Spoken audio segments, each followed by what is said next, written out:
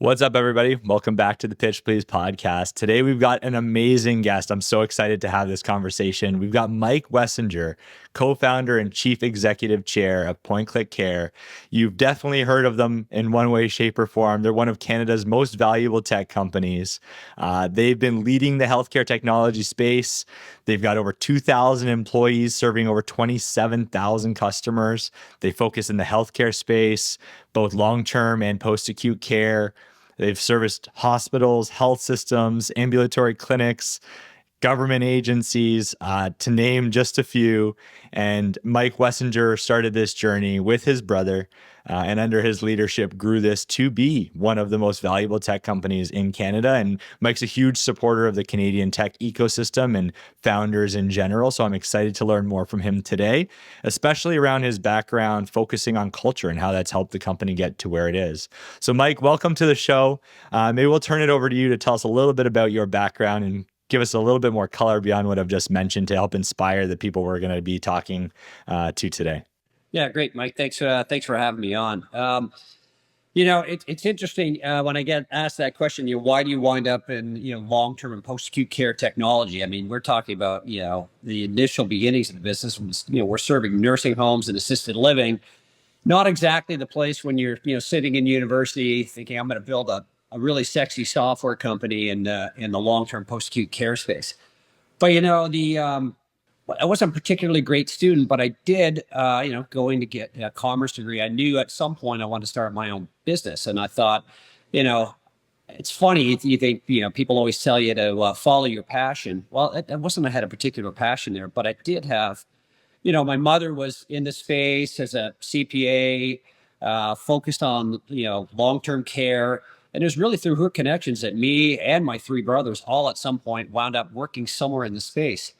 And it's interesting, you figure out something that you're good at and you start to develop a passion around it. And I really developed this passion around the long-term care industry and just seeing how behind the times they were and how slow they were to adopt technology.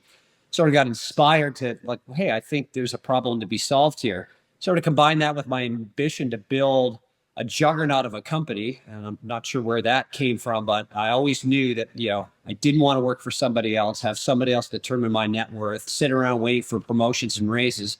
Figured I was, smart enough and willing enough to work hard, even though I didn't during school. I knew it was time to buckle down, and got focused on this space and never for a day didn't imagine we'd get to where we are today. I just imagined it would happen sooner. That was the early inspiration. Just wanted to go solve a problem and build a great company that made a big impact, a consequential company that would make a big impact on the market we served, and never look back. So you ultimately started as an entrepreneur first. It sounded like you knew and had pretty good clarity then that you wanted to build something and solve some type of problem and work for yourself. Because there's, the two buckets of founders where you've got some that are, so passionate about a problem that they just had to jump in and solve it, and others that are just entrepreneurial by nature and seeking out great problems that they think they can drive an impact against. And it sounds like that's the bucket you were in. Yeah, definitely. I sort of saw myself as highly unemployable. I didn't love working for other people and having them determine what my worth was. I had every shitty job you could imagine, and I said, I'm going to go. I'm going to solve.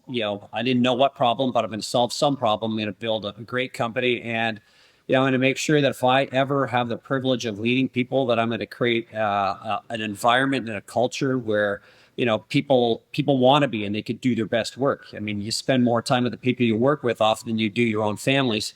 Why shouldn't that be a great experience? And from the very early days, I had that in the back of my mind. I love it. Do you feel like there were some elements of whether it was people around you or something beyond that maybe made you entrepreneurial or thought that this was an option? Because, it sounds like this started when it was like in university. And at that time, most people don't even know what career options exist. Entrepreneurship, probably at the time you were in school, even when I was in school, it wasn't, as much of a focus. There's like the marketing stream, the finance and accounting stream. But entrepreneurship was a little bit more foreign, especially in the world of startups and tech startups back at that time. Yeah, I mean, I think I saw it. I had, I watched my most successful uncles were the ones that were entrepreneurs and built businesses. My dad's very entrepreneurial.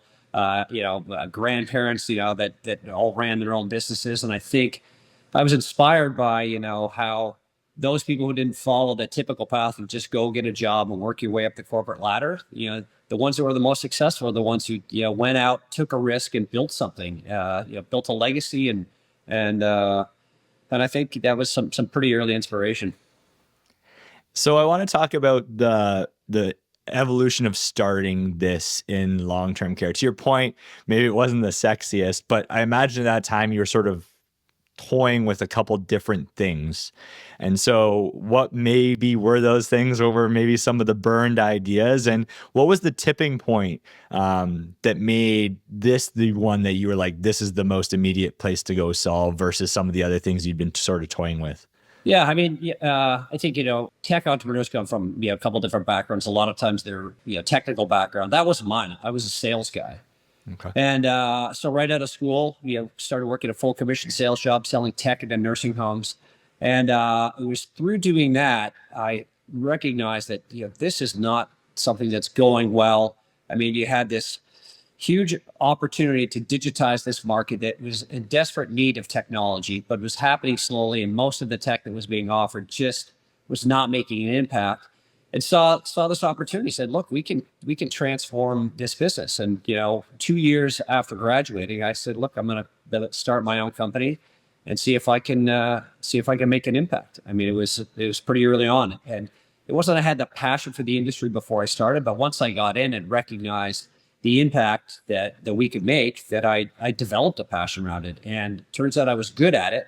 And so it's the notion of follow your passion. I mean, follow what you're good at, and then and then you'll develop a passion for it. I'm a huge advocate for long term care and post acute care now, and that was just because I got into it and figured out I could solve a problem. That's an interesting like start then. So, you weren't a technical co-founder. Is your brother technical in any way? He is, yeah. I got three brothers that are all software engineers by trade. Okay. I was a commerce grad and really more focused on sales and go to market areas of the business. Got it. Because I think that's oftentimes a barrier that we see is a lot of founders. There's probably a greater deal of non-technical founders out there, and to start a technical solution like PointClickCare has that chasm. Was that chasm naturally like an easier bridge for you because you just started kind of tapping your brothers on the shoulder and saying, "Hey, do you guys want to build this with me?" Or what did that initial discovery look like for you? Yeah, I mean, he actually joined a couple of years in. I was just going out representing somebody else's software, trying to go in, sell it, contracting people to go implement the technology. But it was a couple of years in when he was actually a manager of IT for a chain of nursing homes. So he knew the space, recognized the problems, was using the technology I was selling to him, saw that it wasn't having a big impact. And it all happened one day. He got stuck in my office on a snow day, couldn't make it to his office, sat down and said, "Boy, I could see myself working here." And I went, "Really?" So I went and checked the ledger books. He came back, said, "What do you make today?" I can't remember what he told me. It wasn't very much. But I said, "Hey, I can hire you. I can pay you what you're getting paid today. But if you're not carrying your own weight in 3 months, I got to fire you." And he said, "Done deal."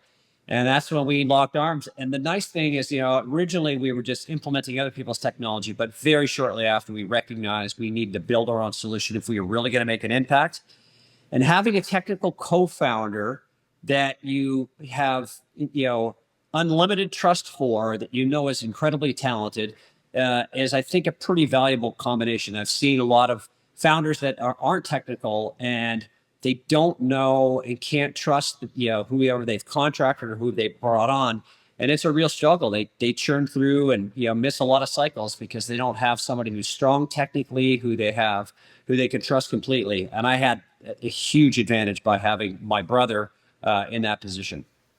So was it when your brother joined that there was like a pivot moment where it was more from tech implementation in this space to actually developing custom IP?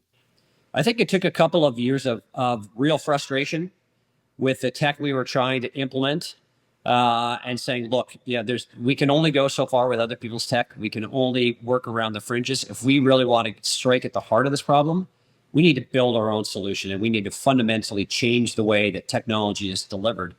And that, I mean, when we came up with really the first SaaS product in our space, it was before anybody could spell SaaS or talk about cloud. We're talking about like 99 2000. We were just solving for a market problem, and we just said, hey, what if we jammed it on one set of servers, we delivered it over the internet, we charged them a, I don't know, subscription cost per patient day basis. We had no idea that we were talking about SaaS. We were just solving for a market problem. But it took a couple of years of real frustration for us to come to the conclusion that we were only going to solve it if we built our own solution. So that's interesting because, now I think the concepts are maybe a little bit more predominant around working through your MVP and soliciting customer feedback in the world of, to your point, SaaS. What was it like when you started that pivot where you wanted to build something and pilot it and evolve it and find what is now product market fit? I imagine then it was called that too, but now it's an obsession point of tech companies. What was that like, and what were some of the early learnings around that? I think we had the advantage of having worked in the industry for 5 years, and really understood it well. And there was a very willing customer base out there that knew that all the tech they tried was just not getting it done. And because we had great relationships with them, we were able to develop these phenomenal partnerships of people that are willing to take a risk on. I mean, you think about it, this is the year 2000. We're going to put your healthcare records on the internet and you're going to pay us forever. Like, it's not exactly how we pitched it, but we had a willing audience that really understood that, wait a second, I'm going to get all the benefits that I was hoping for from this technology without having to buy, install, or maintain any hardware or software. And if I don't love it, I just stop paying you guys. What's the catch? And, they looked at it and said, this is the friction to getting started with you guys, and the risk to doing it is low, and we think you're great people to deal with. We trust you. And we made sure we picked visionaries, not people who are looking for a fully baked solution. We just had really, really good partnerships with our customers early on to help us get to that product market fit. And for us, it meant product market fit in every province and product market fit in every state. So we had to do it many times over. Can you elaborate on that a little bit? Like, why would the product market fit be different by province or by state? Because probably most people aren't always thinking in that granularity. Yeah, I mean, for us, the healthcare market is so regulated, and in Canada, it's by province. In the U.S., it's by state. So if just because you've nailed it for one province or one state, and we made lots of mistakes, thinking we had product market fit, and then recognizing we needed to localize it. We had to go through the same process in every state of finding the visionaries and the early adopters before we could go after the sort of mainstream buyer. And we had to do that essentially 50 plus times over in order to get product market fit, because the regulations are different in every province and every state. What did that actually look like? Because I think, people are always told, go find your ideal customer, the market makers, the people willing to try things sooner, the innovators, and make them your hero and go from there. What did that actually look like in this space? To your point, very traditional industry, highly regulated, probably not as many people willing to take risks. How did you guys break through on that? Yeah, well, we got it wrong.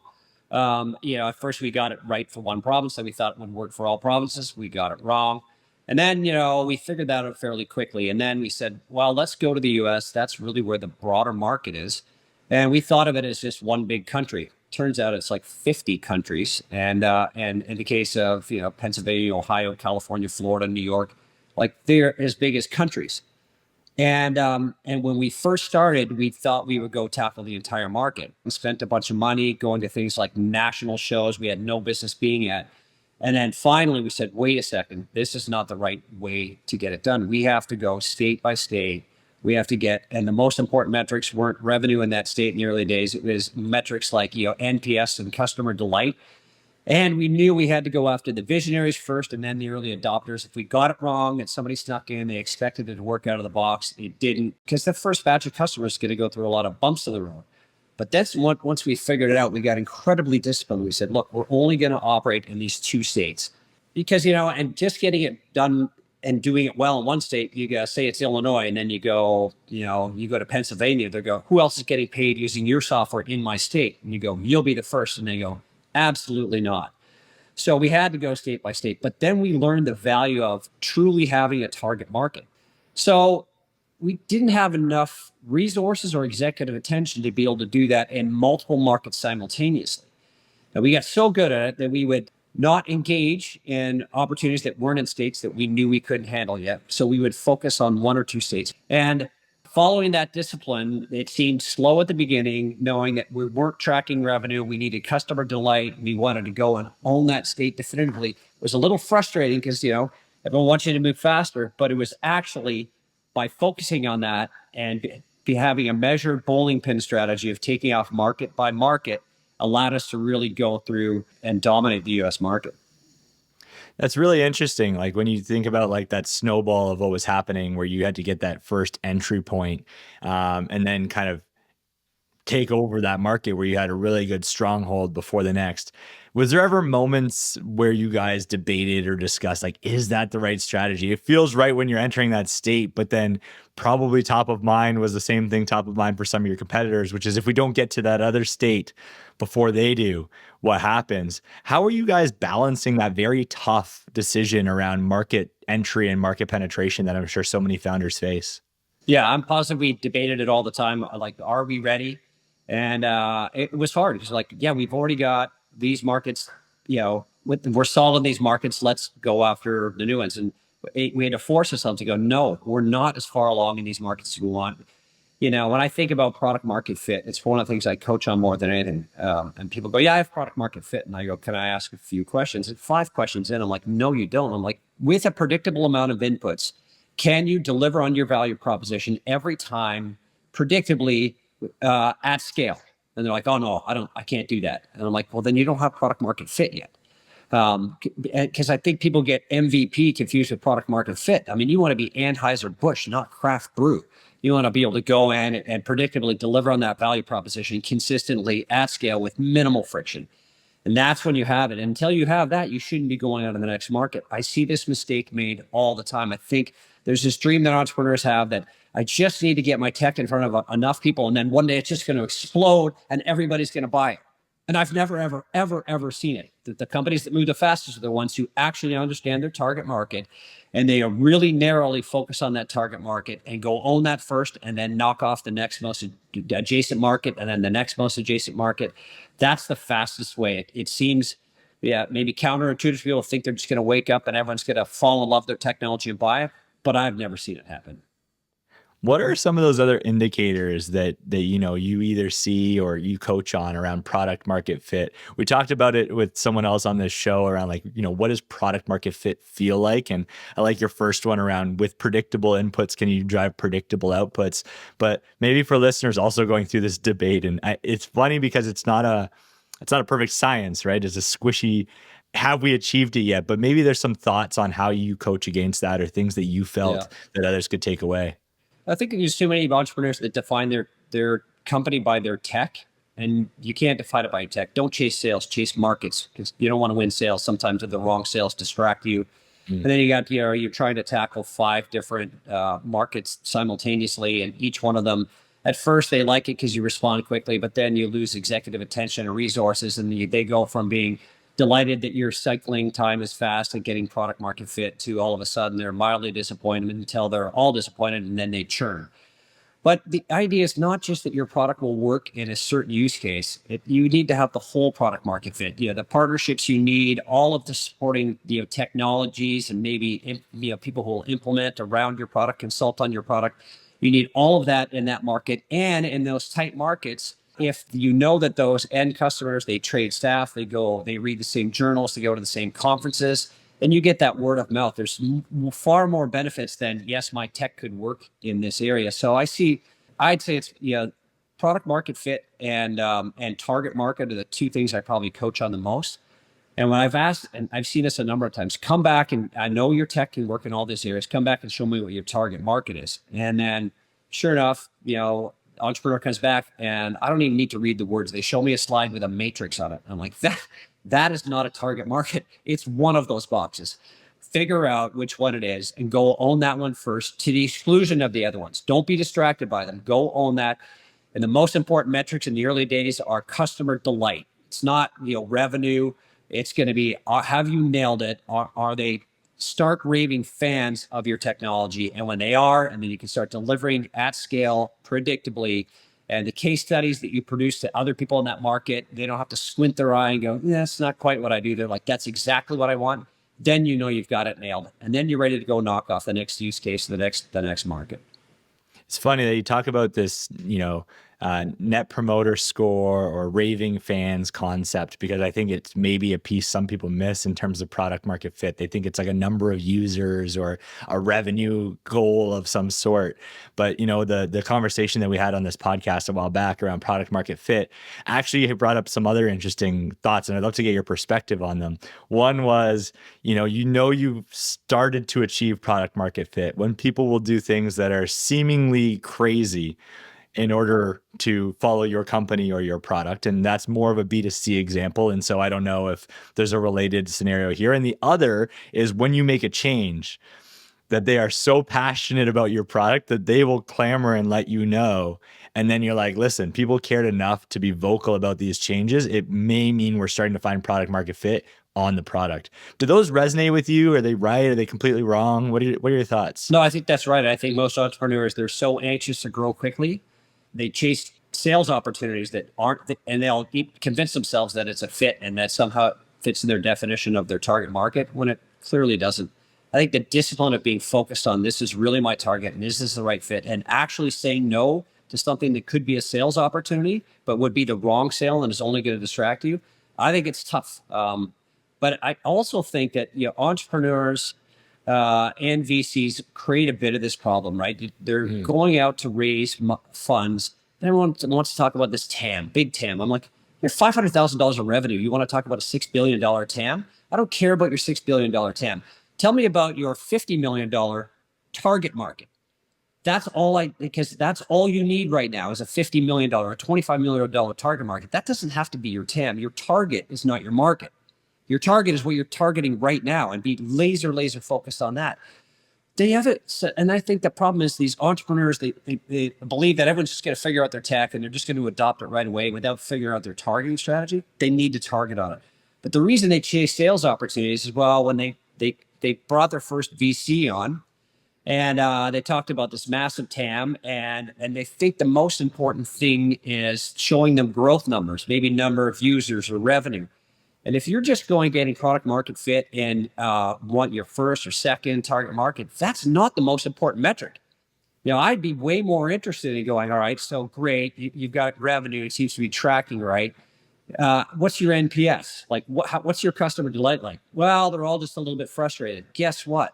Well, you may have had early growth because you chased sales opportunities that fell in your lap. They weren't fits, and you're eventually going to be not delighting those customers. You'll be frustrating those customers that are going to churn. And before you got that product market fit, I care way more about, do you have like raving fans as customers? Are they absolutely delighted? Are they running to the hilltops to scream about the value of your product? That's way more important.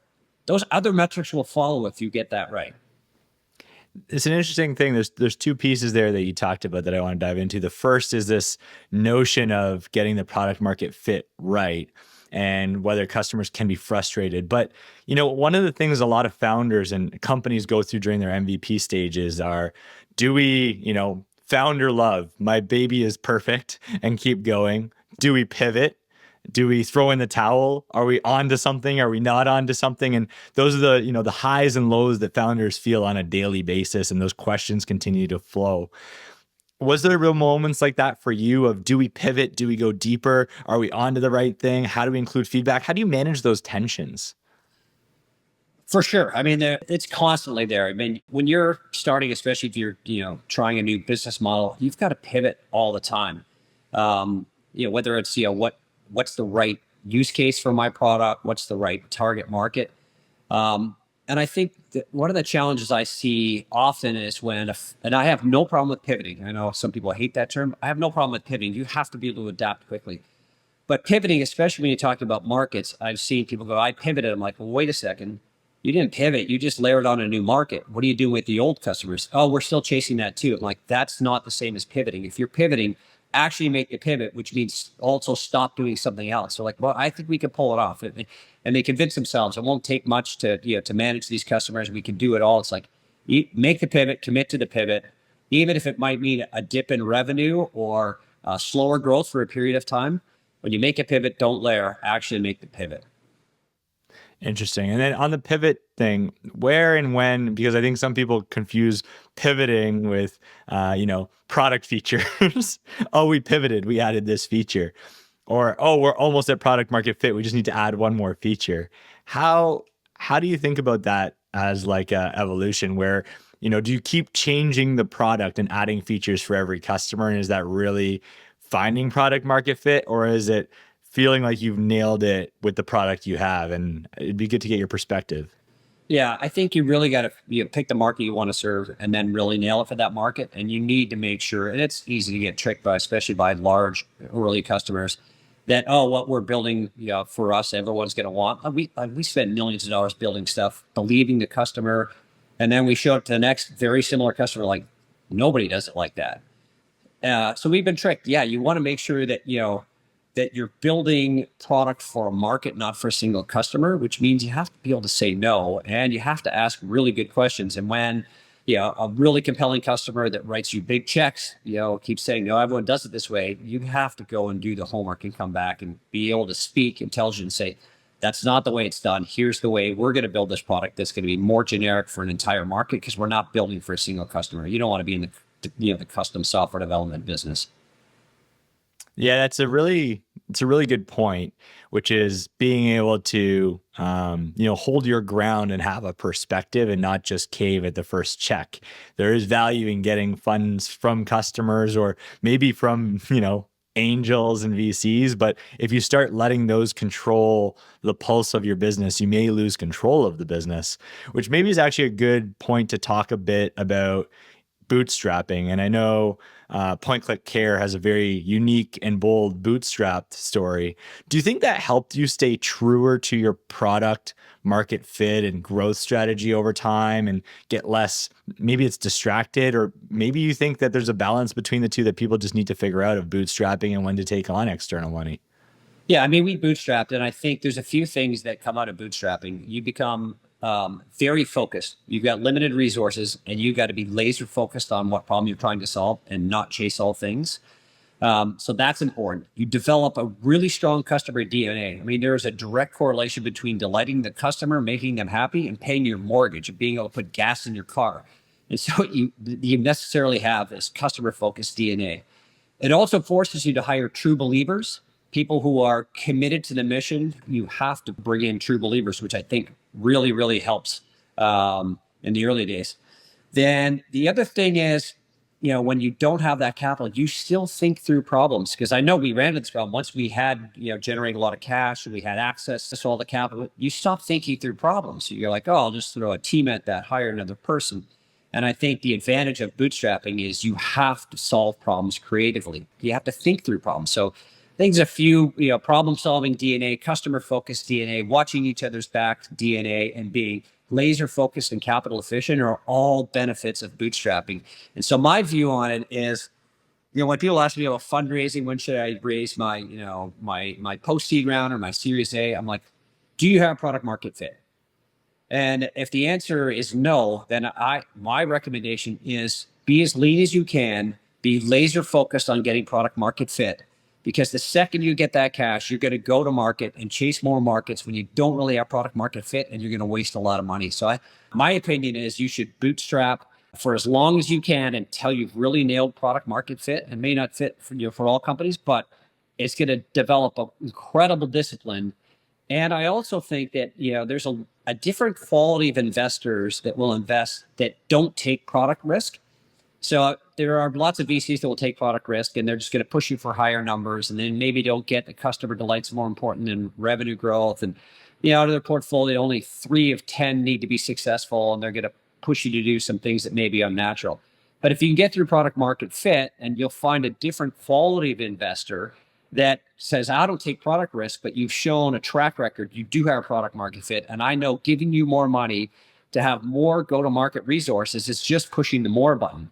And I think you just get a different quality of investor if you can push through the product market fit stage as bootstrap as possible. Yeah, it's interesting. It comes back to the point you talked about earlier, right? Which is predictable inputs for predictable outputs. You're saying if you can bootstrap as long as you can to hopefully try to get it to product market fit, then what you're saying is, I've got product market fit. I'm able to achieve revenue. I just want to do it faster. And money can be used in a go to market sense to accelerate the input output versus money for building something that may or may not have any value to the end customers. And there's a lot more risk in that. So more less maybe upside growth, but more stable, predictable companies that are focused on and value oriented. I think you use net promoter score and customer satisfaction more than probably most people we talk to on the show around where and how to drive a startup forward.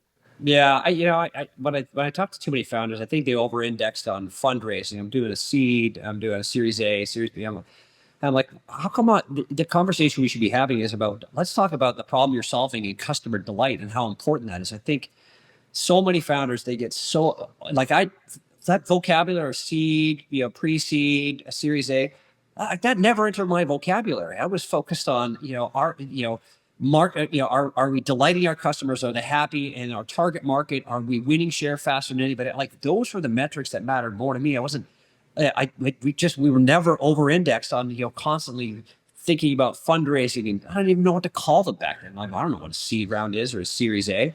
Beats me. I don't know. I just want to go. I want to go win a market, and the metrics that show me I was tracking towards doing that mattered way more to me than anything else, and the revenue followed. When you think about like that journey in healthcare, I think what's interesting is, you chose a highly regulated industry and there's a lot of startups that maybe pursue healthcare, some of them because of their own challenge that they just have to, overcome because it's something that they've faced potentially. But then generally in health tech, people see the opportunity size, but sometimes shy away from the challenges of doing business in the healthcare space. What do you see that's evolved over the journey of PointClickCare's time in healthcare? And do you think there's still massive opportunity? What advice do you have for founders sort of trying to get into health tech or healthcare solutions, despite some of the challenges that may be perceived in going to market in that area? Yeah, I think there's some real challenges in health tech because they're slow to adopt technology. The budgets are incredibly tight, and it's heavily regulated. That's the downside. The upside is it doesn't attract a lot of people. Big tech, every time they try to dabble in healthcare, they don't get it. They just think it's a new vertical and it's so incredibly nuanced. You really have to be focused on it. And once you get in and lock in customers, they don't change out their technologies quickly. And if you can figure out the regulations, there are high barriers to entry. So you can really go and own a big chunk of market share because you're not going to have a lot of competitors, and it's not easy for people to follow you because of all the challenge you've had to solve. I mean, it's a difficult market to get in, but once you're through, the barriers for entry are very difficult for challengers. That's fair. Now, say you've kind of broken through, you've gotten your product market fit. That doesn't necessarily land you where you've achieved with PointClickCare. What were some of the key things you focused on to get from achieving product market fit and those early customers to the size and magnitude and scale that you've achieved today? What are some things that you focused on over that time period? Yeah, I think once we got through, customer delight, then obviously growth and market share was incredibly important to us, and making sure that we continued to focus on that. But then when we looked at going and winning markets, like we would be laser focused on this. Listen, this is a market share grab. We've got challenge in this space. We still need to focus on NPS because once we win a customer, we've got a 5x growth opportunity with them. And we never took our eye off the prize. It wasn't obvious to maybe early funders like, why are you over invested in customer satisfaction and NPS? I'm like, well, if I've got a 5x growth opportunity with every customer, investing, in high NPS is going to allow me to continue to grow with a customer that already knows, likes, and trusts me for the next decade, 2 decades. So I'm going to focus on that. It may not have been obvious in the early days, but it's paying off in spades now, where most of our growth comes from existing customers.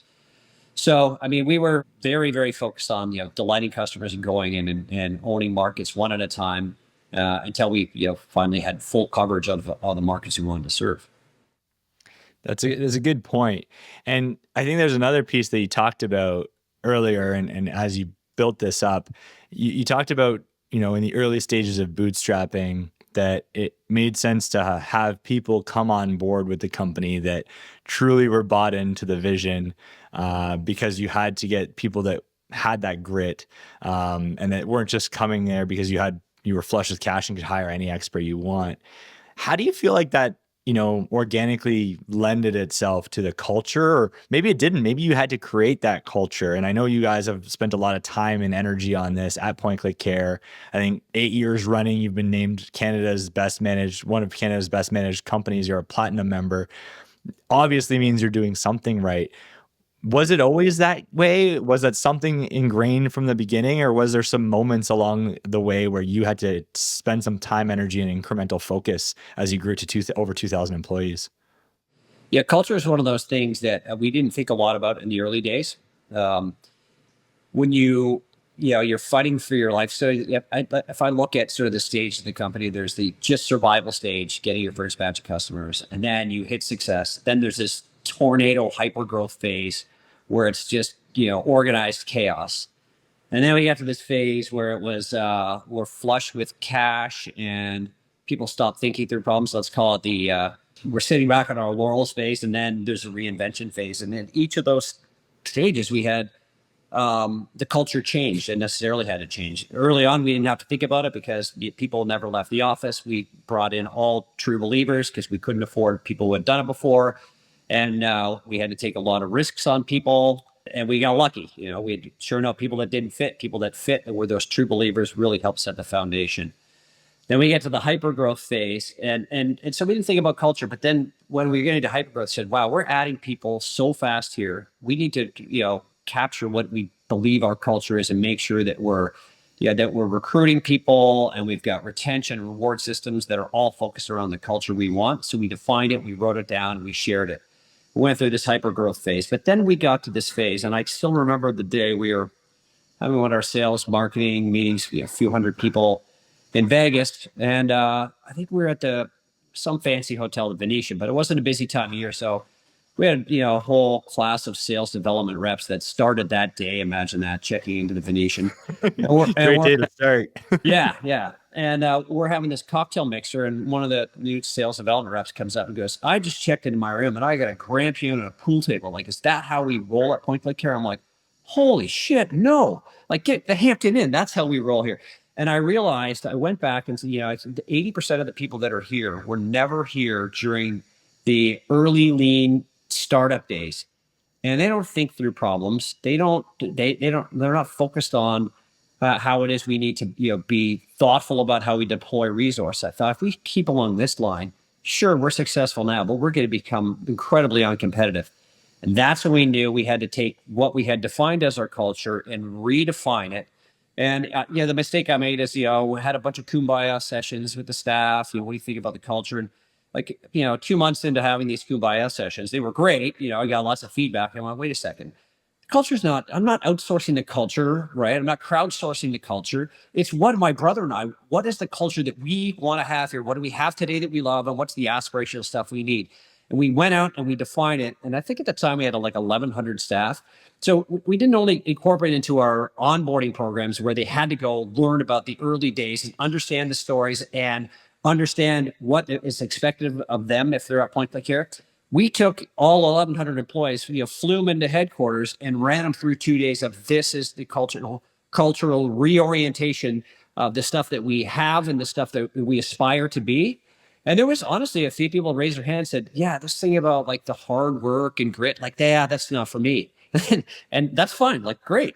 Yeah, like that. Yeah, I didn't sign up for that. And that was fine. So we got rid of the people who really had no interest in being aligned with our culture, but made sure going forward that that expectation was set up front, and then recruiting systems, reward systems, and recognition systems were all focused around the culture that we wanted at PointClickCare. And so you have to continue to go through those iterations of your culture. Yeah, it's interesting because the bigger you get, the harder it is to make sure that that's all pacing the way it did at the onset. There's a when I remember back when I did one of my first co-ops, I actually did it with PepsiCo and Frito Lay, and one of the things they do is that every so often they transplant senior leaders within the company back into people that obviously didn't start the company, but senior leaders into the field for 6 to 12 months on end to go learn that experience and understand, all of the pieces of the company and how it came to be. When you talk about this culture and the evolution from, how it started with you and Dave and where you got to in that moment where you're like, hey, we need to reorient and reset to get to the next frontier.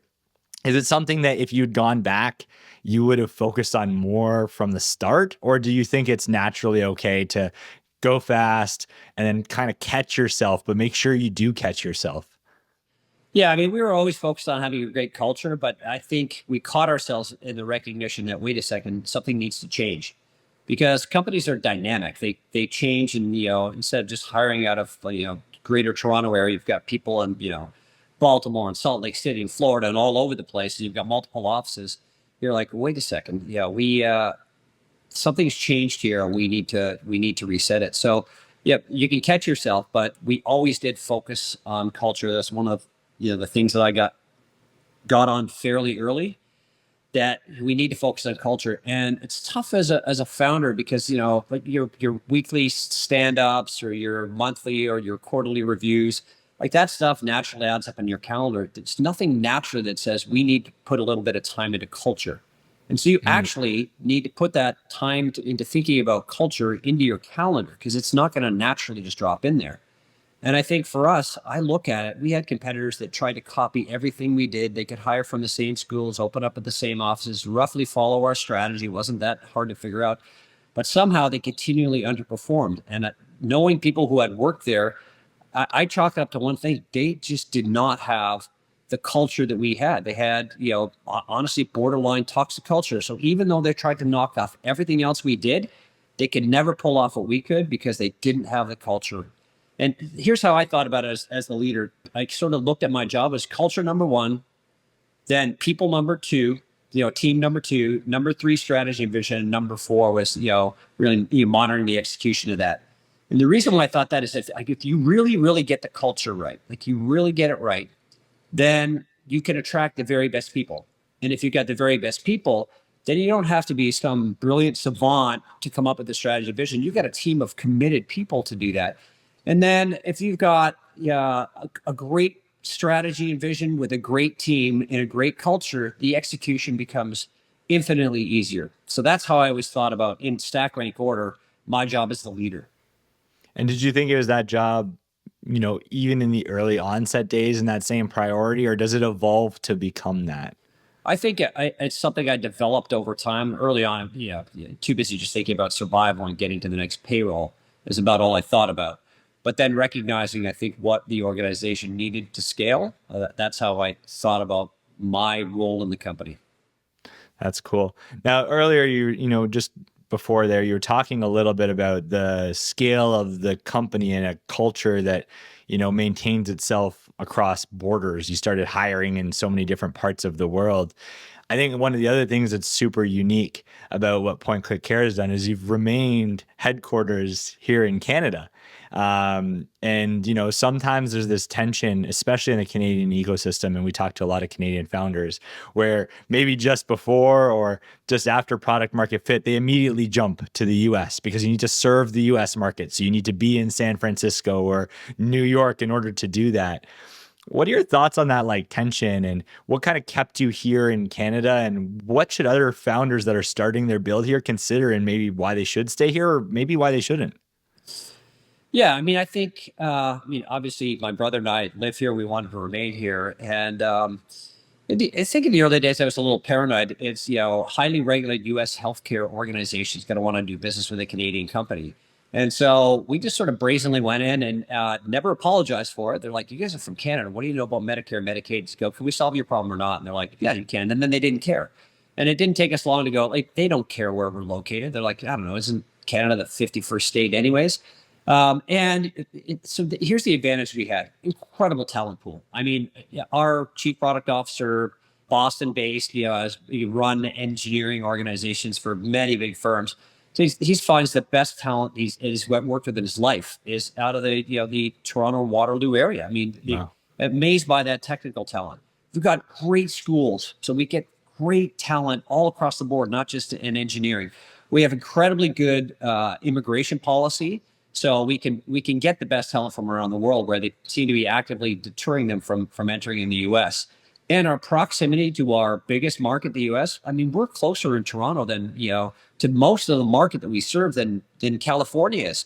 So I think we have all those advantages going for us. We do struggle a bit with our tax policy. The more out of line it gets with U.S. tax policy, it's really tough to convince a founder they should go build something that's worth a lot of money, so that we can wind up with not nearly as big of a reward on the other side. And I think that needs to change. I think it's creating, because although we have so many things going strongly for us here, when you start to create an environment that becomes more challenging in Canada, um, I would way rather live in Canada, and most Canadian founders would rather live in Canada. It's where they choose to live for a reason. But the problem is, Texas and California and New York, they're pretty good substitutes for Canada. Not perfect, but pretty good. And when you can have a dramatically bigger outcome at lower risk, where they're welcoming you from a policy and tax perspective, it's really hard, to stop that flow to the south. So I think we've got a lot of work to do in Canada to align our climate to allow companies to stay in Canada. Because I do think we have such an incredible opportunity to be a punch way above our weight on the tech scene. We just can't have our government working against us. For sure. But it is interesting, because I think a lot of the people and a lot of the things you're saying, sometimes maybe some of the founders even put the cart before the horse, because of the thing we talked about earlier, which is this funding. And so if you're chasing funding, you have to be in San Fran, in the Bay Area, or New York, and that's where you get the money. But to your point earlier, which is, hey, chasing the money before you have product market fit might be cart before the horse. So do you think maybe it's about, hey, Canadian founders, continue to be patient, find that product market fit. You don't need to be moving to chase the money. You can service the customers right from here. And once you've found it, the money exists on both sides? Or do you think there is something about the financing that's different across both sides of the borders? Yeah, I do see a problem in seed and pre-seed. I think there's a Okay. problem where because it's a local game. I mean, Mm. if you get a check from someone in San Francisco and it's a $500,000 check or $1 million check, are they really going to pay any attention to you? The answer is probably no. And so when I say local game, it's not a Canada game. It's a Toronto, Montreal, Calgary, Vancouver. Like it's a very local game when you're doing pre-seed. I think the challenge in Canada, there's not enough of that funding, so that term sheets are not competitive with what they would get in Boston or Austin or Silicon Valley. And that causes two problems in Canada. One is that founders could look at it and go, "I'm not dumb. There's a massive discount here. Well, like why would I accept this term sheet?" So then they go get money from people who really have no business funding, and they'll get a good term sheet, but it's the wrong money. And I'm asking, like, Mm. who's on your board? Oh, this guy made money in oil and gas, and this guy's mining, and they're from manufacturing. I'm like, how many of those people have ever built a software company? Like, zero. I'm like, I've sat on these board meetings. I'm like, not only are you not getting good advice, you're getting genuinely bad advice. You got to stop listening to them. So they took money from the wrong person because they're chasing the term sheet rather than actually getting a valuable partner. The other one is they get a valuable partner, but the term sheet was so out of whack that by the time they get to Series A, the founders, they own, they don't control the company anymore. And then they're Series A, no problem. They're going to go. It's now a global market, for sure, a North American market. They're going to get competitive term sheets from all across the U.S. and Canada, no problem there. But because they only own a minority of the company now, the first or second difficult C-suite hire, can't find someone in Canada, your market's in the US. They're like, we're moving the headquarters to Austin. They're like, well, I don't want to move to Austin. They're like, yeah, but it's not your company anymore. So we lose them there. So either they flatline because they took the wrong money, or they Mm. move south of the border because they don't own the business anymore. So I think we need to fix that, get more competitive seed and pre-seed term sheets with quality investors in Canada, and we can solve that problem. By the time you get to Series A, I think the problem is solved. You're going to it's not a secret anymore that great tech comes out of Canada, and anybody who's a meaningful private equity player that's coming to those Series A rounds, they know there's great companies in Canada. They're all over it. It's interesting. So it is about helping at the earlier stages, and then that momentum will continue. And to your point, it's a very localized thing that exists in Toronto or Vancouver. It's not a Canada thing. Yeah. It is hyper local on the seed and pre-seed. Now you give a lot of great advice to entrepreneurs. Thank you even for coming on this podcast and sharing so much of that. And I think part of that is even your time and energy that you invest with the C100. Can you tell us a little bit about what that is? And I'd love to even pick your brain on some of the advice that you give to those types of founders. Yeah, I mean, I have a real, I've coached a number of founders, and you're getting involved with the C100. I know it made an impact for me being able to connect with the Canadians in the Valley. I mean, it's still the epicenter for tech around the world, and there's so many Canadians there. They're 1 degree of separation from anybody who matters in the Valley. Having that Valley connection is huge, and I thought, getting more involved in C100 so that we can really bridge that gap and really try and grow the Canadian tech ecosystem, and create a little more visibility. Because I think one of the challenges for us is we didn't see a lot of big tech companies growing in Canada, and I want to be an inspiration for the next entrepreneurs, because I've had this conversation like, hey, why'd you move to San Francisco? You were from Toronto. They're like, well, because I'm going to build a scale tech company. I'm like, why don't you do it in Canada? They're like, well, I mean, they're like, can you do that? And I'm like, yeah. And they're like, what do you know? And the reality is, like, we're a company that's on a path to $1 billion in revenue, and they had no idea, because Canadians and Canadian tech, the number of companies that are in the hundreds of millions of revenue that you don't even know of, they're not household names, because we're so humble. We don't go and tell our story and shout it from the rooftops. So I think through the C100, we can raise the visibility of Canadian tech. If you can see it, you can be it. Have more entrepreneurs say, we can build something great in Canada. And I think the C100 is going to be a great vehicle for that. I think with the fellowship program and our scale up program, and now the circles program, really, you have to do unnatural things to connect Canadian tech. It used to be the only time I would see any of my peers in Canadian tech. I'd have to go to the Valley to do it at a C100 event. I'm like, well, why don't we, because they're not all in one Valley area or just Toronto, Waterloo corridor, it's Montreal and Vancouver and, and Ottawa and Calgary. We have to do unnatural things to get that group to connect together and discuss things that are not just typical tech challenges, but that are uniquely Canadian. And I think C100 can be a great vehicle for that. So we can really raise the quality of Canadian companies. In order to create a sustainable ecosystem, I'm making these numbers up, but I think we need 150 companies over the 100 million mark, and 24 companies over the billion mark. And then talent and know-how and capital will recycle in Canada, and we'll create that sustainable ecosystem. We're just not quite there yet. I love it. And the C100, it starts to sound like it is producing those lighthouses for other Canadians, and hopefully continue to do what you're doing, which is reinvest time, energy, resources to continue to fuel the Canadian startup ecosystem. Now, you talked about some things that you guys talk about that are uniquely Canadian, and maybe you can give us some hints at some of those topics of things that you guys discuss, or maybe any advice or wisdom that can be publicly shared. Yeah, I think a big one is talent. We don't have a lot of people who have seen the movie before in the Canadian market. And so talking through the challenges of how do you attract U.S. talent, how do you manage a diverse team of people that are across the U.S., what are the trade-offs to look like? I mean, when I get together with my peer group of those companies that are in the hundreds of millions, we're dealing with all of the same stuff, and a lot of it has to do with cross-border talent. And then there's just simple things like how do you think about your cap table, cross-border stuff? There are things that we need to do a little differently, and if you've got the wrong partner, aren't going to work well for you. So a lot of those things really matter. And then even political influence, and how do you do that as a Canadian company when you're in a heavily regulated market? And there's some real tradecraft around how you manage that.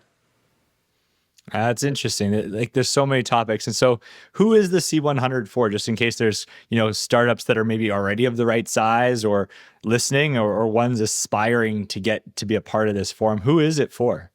Yeah, I think it's for Canadian entrepreneurs, Canadian founders that really want to scale their businesses, and maybe not just founders, but those that are running Canadian-led tech companies anywhere they are in the world. And we're trying to get more of them to remain headquartered in Canada. There's sort of three buckets, right? We're focused around getting the early stage companies from that, single digit millions into the tens of millions. And then those companies that have sort of hit that threshold and they've got product market fit and they're growing, trying to push more of them to cross the $100 million mark and really accelerate their move there. And then the small number of companies that are in the hundreds of millions, let's get them on an accelerated path by helping each other to blow through the $1 billion mark. So it's really for those, high quality, consequential companies that are at any of those stages that really want to use their peer group and the Valley connection to drive accelerated growth. It's an amazing group, and it sounds like you give some amazing advice in there, and you've given and shared so much today. Are there any things that you commonly share with founders as you mentor and coach, or things that we've covered through your journey or not covered through your journey that you think is useful advice either to share with founders or just something blunt that they need to hear on their journey to trying to become the next PointClickCare for Canada? Yeah, I mean, a couple of things. I think, I was sitting through a bunch of early stage founders in San Francisco last year, a little fireside chat, and somebody raised their hand and said, when you were scaling the business, like, how did you think about work-life balance? And I just paused. I'm like, I have no idea what you're talking about. There's no work-life balance. It was just work. And there is work-life balance. It's like 20 years of heads down building a juggernaut, and then I have great balance now. And I'm not saying this for everybody, but if the highest correlation between successful startups and character traits is just grit, hard work. There's no substitute for hard work. And you can borrow all the ideas you want and apply lots of tradecraft, but there is no substitute for hard work. So anybody thinks they're just going to accidentally mail it in, have still binge tons of Netflix, have a great personal life, spend tons of time with their family, do lots of world travel, and build a juggernaut of a company. Probably not. You can probably build a nice lifestyle company. If you want to build a juggernaut, I'm telling you, work-life balance, it's not a balance. There's no substitute for hard work.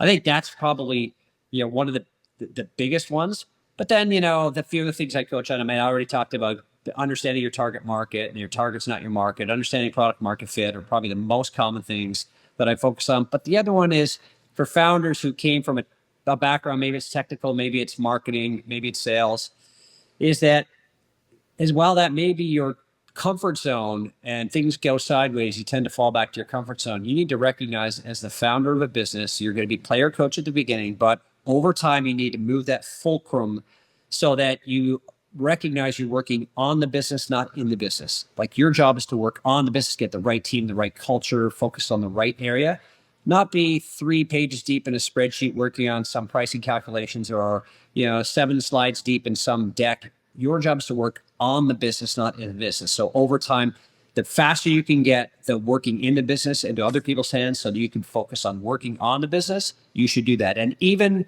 heads of departments, the same thing. It's like, if you're a head of engineering, your job is to work on the engineering department, not in it. You're not coding, right?